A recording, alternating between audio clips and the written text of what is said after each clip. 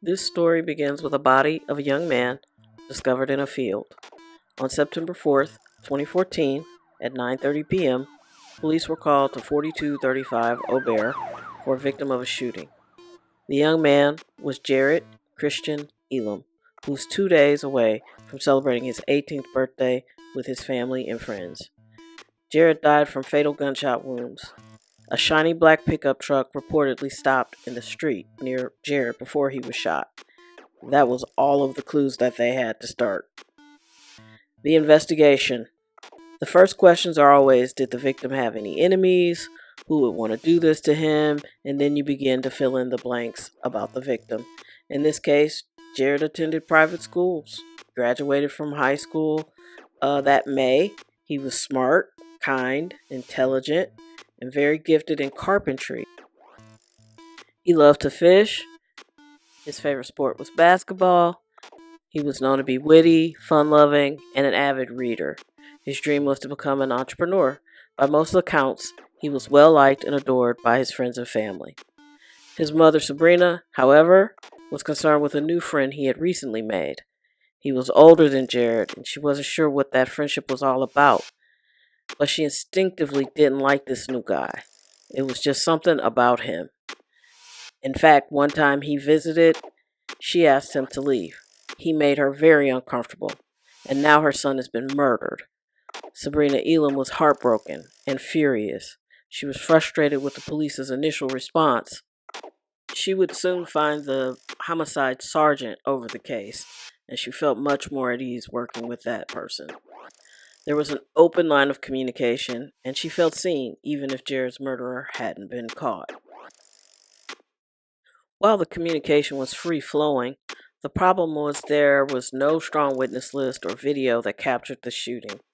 It happened on a small block in a field with no houses across the street, so there was no ring camera footage or some random person walking into their house. It was just nothing there.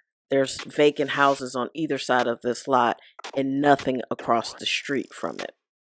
So if you know St. Louis, you know witnesses don't come forward often. Usually that's the holdup when cases don't get solved or charges get dropped.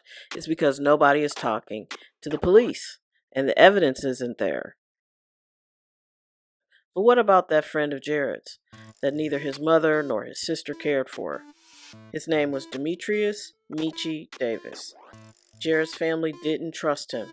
He was 5 years older than Jared, and they didn't seem to have that much in common. And he was also one of the last people to see Jared alive. So the phone records placed him as one of the final calls to or from Jared, and from there, detectives just zeroed in on him.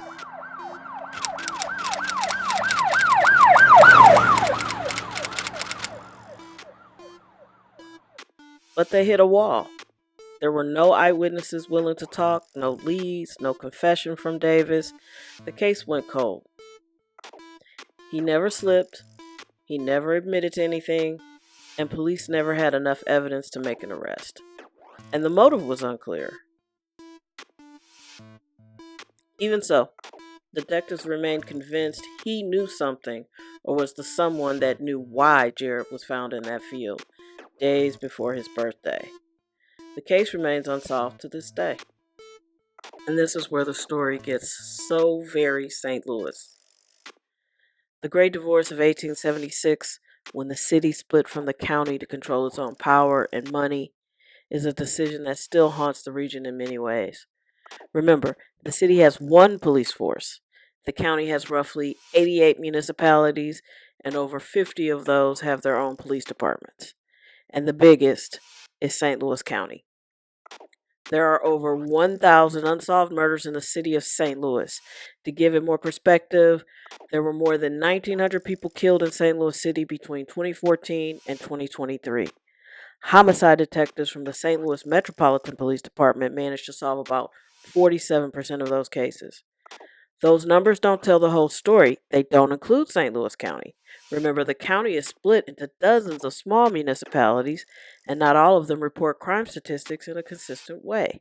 That leaves major blind spots. It's not unusual for a crime to go unsolved in the city, only for the suspect to surface later, facing charges in the county. and sometimes vice versa. Sometimes a suspect in a county crime is in the city jail. Confused yet? And the scale matters. About 300,000 people live in the city, nearly a million live in the county.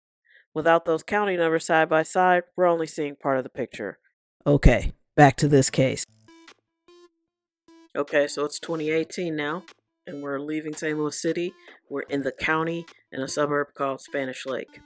Police say they've discovered the bodies of two men and a woman inside a suburban St. Louis home, and that a woman who was shot and injured was found outside. Police didn't release any details, and initially no arrests had been made. Police indicated that there were no signs of forced entry, and that investigators didn't believe the killings were a double murder and suicide. It was a bloody, grim scene. Police and prosecutors had to maneuver around the bloody bodies in the small house. It's not like TV, where everything is quiet and easy to examine. This isn't like CSI. In reality, there was a strange sound coming from what may have been a radio that no one bothered to turn off. Holes in the walls, lifeless bodies in doorways and bedrooms. Police officers helped one of the prosecutors survey the scene as it was almost unwalkable. The person who survived the shooting spree was named Yolanda Solano. The people in the home who had been killed were her boyfriend, her son, and neighborhood friend, and she told police who the killer was. She said Meechie shot me. Meechie, aka Demetrius L. Davis, the person of interest in Jared Elum's murder in 2014. By this time, Davis was 28, and he was charged with these 3 counts of murder in the first degree, and Solano, who was wounded, took the stand at the trial.